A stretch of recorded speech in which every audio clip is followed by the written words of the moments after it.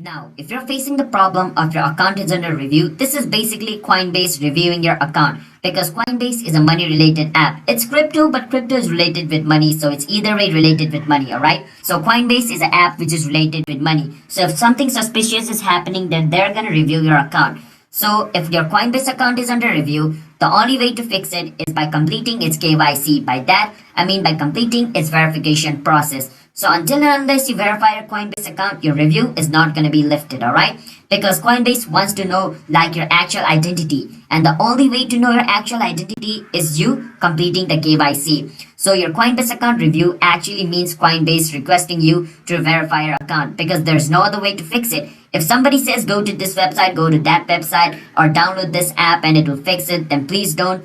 It's basically them trying to steal your information, alright? So the only way to fix it is by verifying your account. How you guys can do that is come to Coinbase, log in into your account, click on your profile picture looking icon, go on setting. Once you go on setting, you want to go on versus account limits. And on account limits, you want to click on verify photo ID. And then from over here, you can choose a method of verification and verify your account and your review will be lifted, alright? That's how you guys can remove your account under review on Coinbase.